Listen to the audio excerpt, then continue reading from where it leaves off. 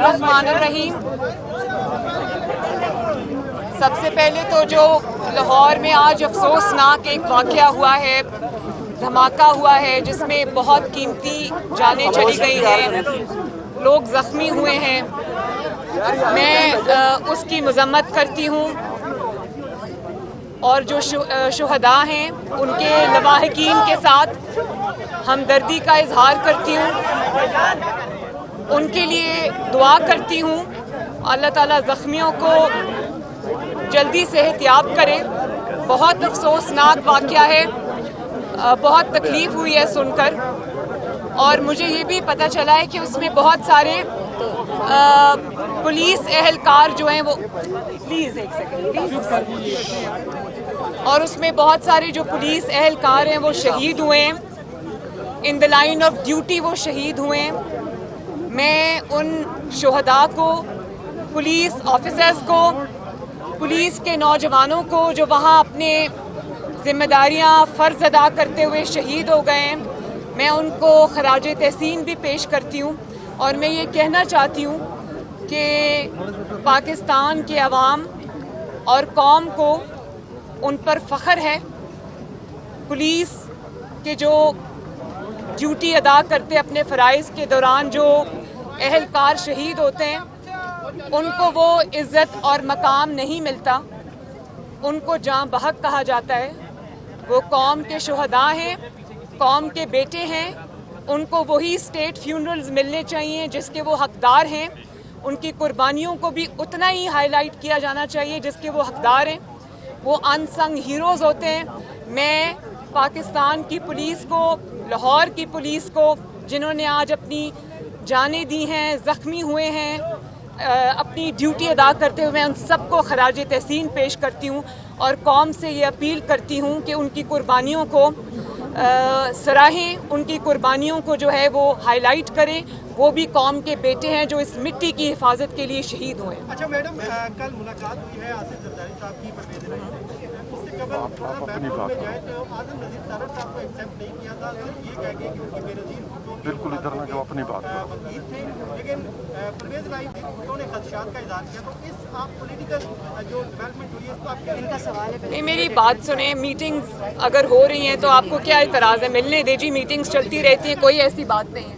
ये बताइएगा कि आपने पूछा था कि क्या अगर कश्मीर का मसला हल हो जाता है तो पाकिस्तान अपना न्यूक्लियर प्रोग्राम को रोल बैक कर लेगा। जो ये स्टेटमेंट आई है इसको आप कैसे देखते हैं? बहुत ही मुझे समझ नहीं आ रही कि मैं इस स्टेटमेंट को या इस स्टेट ऑफ माइंड को या एक ऐसे इंसान को मैं क्या नाम दूं या किस तरह से इसको कंस्ट्रू करूं जिसने इतनी अजीब बात की है।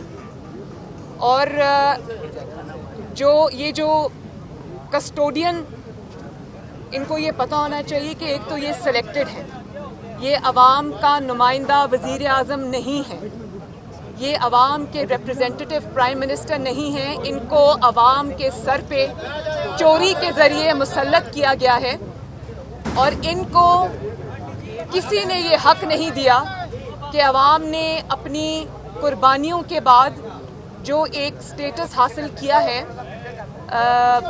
एटमी कुव्वत होने का, उसके ऊपर ये कोई कमेंट भी कर सकें। ये उसके कस्टोडियन नहीं है। पाकिस्तान की जो एटमी सलाहियत है, जो जौहरी प्रोग्राम है, इमरान खान सिलेक्टेड उसका कस्टोडियन नहीं है। उसके कस्टोडियन 22 करोड़ अवाम हैं और उसको अमल में लाने के लिए, उसकी तामीर के लिए आज पाकिस्तान जो एटमी ताकत है उसके लिए बहुत कुर्बानियाँ कौम ने भी दी हैं, पाकिस्तान के मुंतखब नुमाइंदों ने भी दी हैं। जुल्फ़िकार अली भुट्टो शहीद हो गए और मियाँ नवाज शरीफ जो एटमी धमाके के जिनके सेहरा जिनके सर है, उन्होंने जिलावतनी उसके लिए बर्दाश्त की। आज तक वो इस चीज़ का निशाना बन रहे हैं। लेकिन मैं एक आपको बता दूं, कश्मीर का तो नाम आपको लेना ही नहीं चाहिए। कश्मीर का सौदा आप करके आए। आप अगर ये समझते हैं कि आप इस किस्म का स्टेटमेंट देकर आप कोई नई डिबेट खड़ी कर देंगे तो आप ये गलत कर रहे हैं। मैं आपको सिर्फ ये बता दूं कि पाकिस्तान का जो एटमी प्रोग्राम है वो 22 करोड़ अवाम का और पाकिस्तान की आने वाली नस्लों का, पाकिस्तान के नौजवानों की हिफाजत का, इस मिट्टी की हिफाजत का, इस मुल्क की हिफाजत का, इसकी सिक्योरिटी का ज़ामिन है। और अगर वो एटमी प्रोग्राम ना होता, वो एटॉमिक डेटरेंस क्रिएट ना होती, तो आज मसला कश्मीर के अलावा बहुत सारे ऐसे मसाइल खड़े हो जाते जो पाकिस्तान के लिए एक बहुत बड़ा इशू बन सकते थे। तो ये पाकिस्तान की हिफाजत का ज़ामिन है आने वाले वक्तों के लिए, आने वाले नस्लों के लिए। इसके ऊपर आपको, एक सिलेक्टेड वज़ीर आज़म को, इस किस्म का बयान देने का कोई हक नहीं। मरियम, इमरान खान ने जो खवातीन के लिबास के हवाले से कमेंट किया है और कहा है कि ये रेप के वाक़यात खवातीन के लिबास की वजह से होते हैं, तो आप उस पर क्या कहें? देखिए, जो बात इमरान खान साहब ने की है वो इन इटसेल्फ एक मुजरिमाना सोच की अक्कास है। उन्होंने ये बात करके कौम को ये बताया है कि उनके दिल के अंदर और दिमाग के अंदर किस किस्म की सोच के वो हामिल रहे हैं और किस किस्म की वो सोच रखते हैं। आप सोचें कि जो इंसान रेप को वैलिडेट करता है या रेप जैसे घिनौने जुर्म को वो मुजरिम को कहता है कि मुजरिम जो है वो जिम्मेदार नहीं है बल्कि मजलूम जिम्मेदार है, तो रेप अपॉलोजिस्ट जो हैं, इनकी जान, इनके जो इस किस्म की सोच है, उससे पाकिस्तान को आज़ादी चाहिए।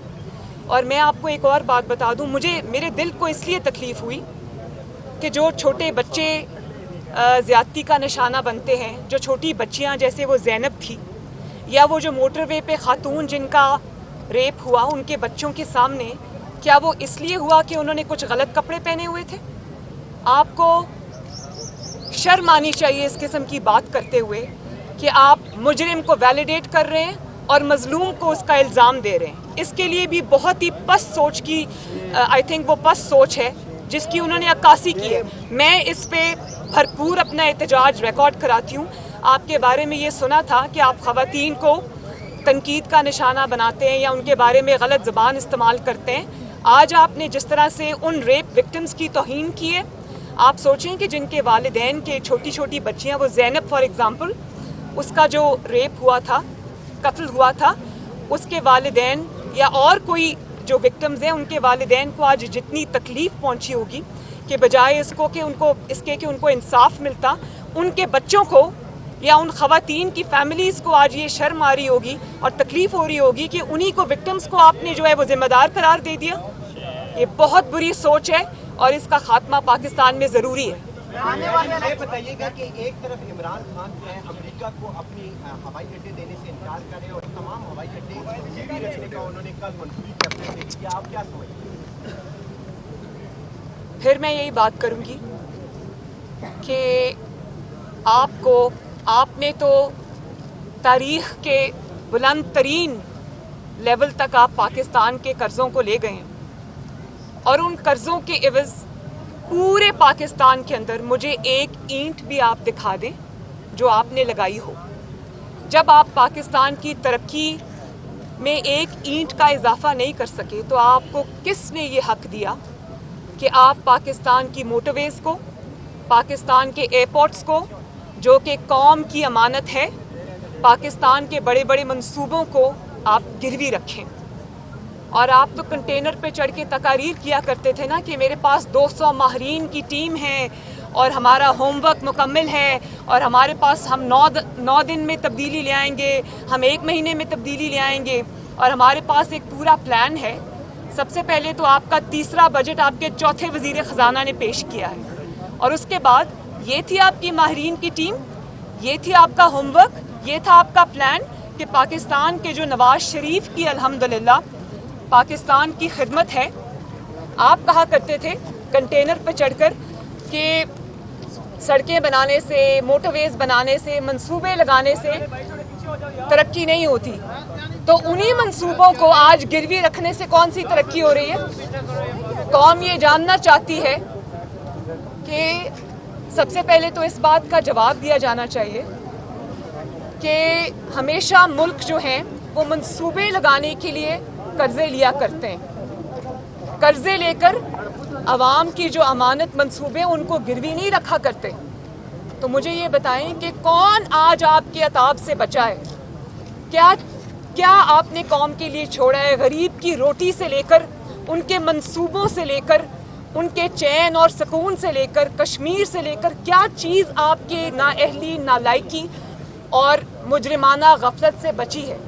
और आज आप जब कह रहे हैं कि मोटरवेज और जो एयरपोर्ट्स हैं आप उनको गिरवी रखेंगे, तो सबसे पहले तो आप इस चीज़ का इतराफ़ करते हैं कि नवाज शरीफ ने अल्हम्दुलिल्लाह अपनी कौम के लिए इतने बड़े बड़े मंसूबे लगाए कि जिनको गिरवी रखकर आज आप कर्जे लेने की बात करें। तो ये तो इस चीज़ का इतराफ़ है कि नवाज शरीफ ने अल्हम्दुलिल्लाह इस मुल्क के लिए इतने बड़े बड़े काम किए। और अभी चंद साल पहले, ज़्यादा दूर नहीं है, 2018 का इलेक्शन से पहले, ये पाकिस्तान की तनज़्ज़ुली तो 2018 के बाद जब ये नाअहल को मुसल्लत किया गया है उसके बाद शुरू हुई है। उससे पहले आप ये देखें कि 5 साल में यही पाकिस्तान था, यही पाकिस्तान के रिसोर्सेज थे। और नवाज शरीफ ने माशाल्लाह उन 5 सालों के अंदर, अपने टेन्योर के अंदर इतनी तरक्की पाकिस्तान की लोड शेडिंग के मंसूबे ख़त्म करने के मंसूबे लगाए, इतने बड़े बड़े प्लांट्स लगा दिए बिजली बनाने के 2-3 साल के अंदर, मोटरवेज का जाल बिछा दिया, इतने बड़े बड़े सीपैक के प्रोजेक्ट्स आए पाकिस्तान के अंदर। तो उस वक्त तो पाकिस्तान को गिरवी नहीं रखा हमने। और आज आप नवाज शरीफ के बनाए हुए अवाम के मंसूबों को आप गिरवी रख रहे हैं।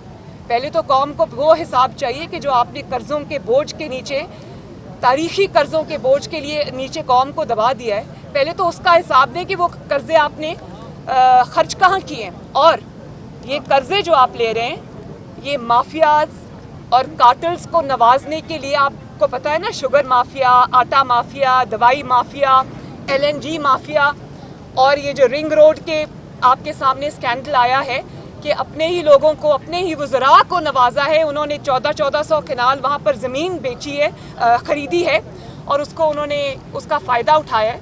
और जब वो बात मंजर आम पे आती है तो आप रातों रात अपने जो मेंबर्स हैं, अपने जो पार्टी के अरकान हैं, ओहदेदार हैं, हुकूमत के ओहदेदार हैं, आप उनको रातों रात मुल्क से फरार करा देते। तो इन कार्टल्स के लिए, इन माफियाज के लिए आपने कर्जे लिए, शर्म आनी चाहिए। मैडम, खबरें आ रही है कि चार बैंकों ने जो कर्जे हैं बास शख्सियात के वो माफ कर दिए और वो अरबों रुपए में बनते हैं। तो इसमें मुस्लिम लीग नून का क्या मौक़िफ़ है कि तहकीकात होनी चाहिए? सॉरी, आप जरा फिर बताइए। 4 ऐसे बैंकों ने जो बासर शख्सियात के जो कर्जे हैं जो अरबों रुपए में बनते हैं तो उनको माफ कर दिया है मौजूदा दौरे हुकूमत में। तो क्या मुस्लिम लीग नून का तहकीकात? मैंने अभी आपको यही बात की कि जो उनको हुकूमत को चलाने में, हुकूमत को, ये मरी हुई हुकूमत को जो वफात पा चुकी हुई है बहुत साल पहले, उसको ज़िंदा रखने के लिए, उसको चलाने के लिए उनको जिन जिन कंधों की ज़रूरत है, जिन जिन लोगों की ज़रूरत है, उनको बचाने के लिए वो पूरे पाकिस्तान को दाव पे भी लगा सकते हैं, उसके असासे गिरवी भी रख सकते हैं। लेकिन उनको, चाहे वो पिज़्ज़ा बनाता हो या वो रिंग रोड का कोई हो, उसको, या वो कोई आटा या चीनी माफिया का, उसको NRO देने के लिए उसके घर पहुंच जाते हैं, सिर्फ इसलिए कि इनकी गिरती हुई हुकूमत बरकरार रहे। लेकिन पाकिस्तान अब अफोर्ड नहीं कर सकता कि पाकिस्तान के लोग रोटी से लेकर, गैस से लेकर, बिजली से लेकर, पेट्रोल से लेकर, और अब वो इस किस्म की चीज़ों को फेस कर रहे हैं। तो ये हुकूमत, अल्लाह ताला इसकी जान जल्दी पाकिस्तान से छुड़ा दे ताकि लोग सुकून का सांस लें। का ये कहना है कि वो पार्लियामेंट के खिलाफ साजिश है, उसमें बैठे लोग गैर पार्लियामानी लोग हैं, इस पर आप क्या कहें? देखिए, इस हुकूमत का ना पार्लियामेंट से कोई ताल्लुक है, ना पार्लियामेंट की किसी भी चीज़ से उनका ताल्लुक है। ये मुसल्लत शुदा लोग हैं, ये पार्लियामेंट में पैराशूट के ज़रिए आए हैं, लाए गए हैं।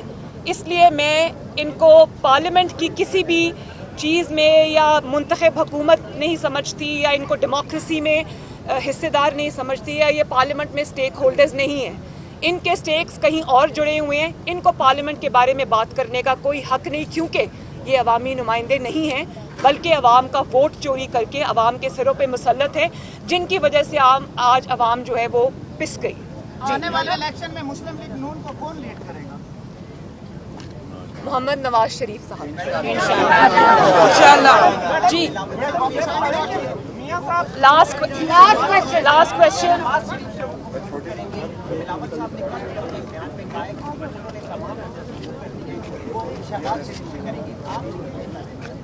क्योंकि शहबाज शरीफ साहब प्रेसिडेंट ऑफ द पार्टी हैं, मुझे भी गुफ्तगू जब करनी होती है तो मैं शहबाज शरीफ साहब से और नवाज शरीफ साहब से गुफ्तगू करती हूँ, उन्हीं से इजाज़त लेती हूँ। तो अगर वो पार्टी प्रेसिडेंट से बात करेंगे तो सही करेंगे, क्योंकि वो हमारी पार्टी के प्रेसिडेंट हैं। मैडम मियां साहब कब पाकिस्तान आ? इंशाल्लाह बहुत जल्दी। आप मुझे ये गारंटी दें कि नवाज शरीफ वापस आएंगे, उनको इंसाफ मिलेगा और उनकी ज़िंदगी को ख़तरा नहीं होगा, इन कातिलों के हाथ में उनकी ज़िंदगी नहीं होगी। मैं उनको शाम की फ़्लाइट से बुलाती हूँ। सीनियर सहाफ़ी शफीक कुरैशी के ज़ेर सदारत जोड़वा शहरों से शाया होने वाला पहला मुकम्मल मुकामी अखबार रोज़नामा 99 न्यूज़, जिसमें मुकामी खबरों के अलावा शामिल होती हैं तमाम कौमी और बैनुल-अक़वामी खबरें दौरे जदीद के तकाज़ों के ऐन मुताबिक। अब तमाम social media tools Facebook, Twitter और यूट्यूब के साथ भी दस्तयाब है। आज ही अपने हॉकर से इसकी कॉपी बुक करवाएं या विजिट करें www.99newschannel